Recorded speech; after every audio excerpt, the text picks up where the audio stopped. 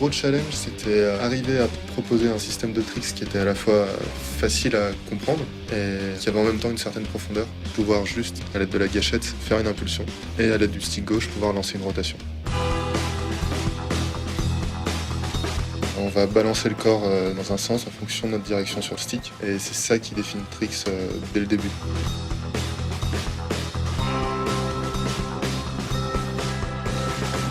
Un des objectifs, c'était amener cette notion de virtuosité, faire en sorte qu'un débutant peut apercevoir un bon rider de tricks, être ébahi face à sa performance dans le jeu, en fait, comme on pourrait l'être face à un pro rider.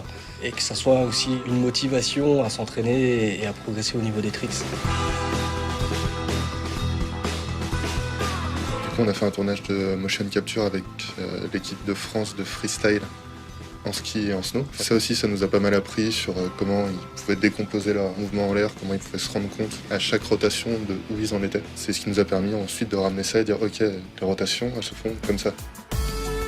Les grandes notions qu'on veut donner aux joueurs, c'est l'expérimentation, la créativité et la prise de risque. Ma figure n'aura pas le même style que la sienne, c'est-à-dire qu'on a toutes ces composantes analogiques, qui est de la vitesse de rotation, le moment où je déclenche ma rotation, le timing de grab où on peut aller le choisir quand on veut, et tout ça fait que les tricks ne se ressembleront jamais. Il fallait qu'on arrive à trouver un concept qui arrive à sortir des tricks visuellement sont très différents, et donc c'est pour ça qu'on est parti sur une décomposition vraiment atomique, on peut dire, des tricks par les axes de rotation, en décomposant nos 3 axes de rotation, les spins, les barrel rolls et les flips.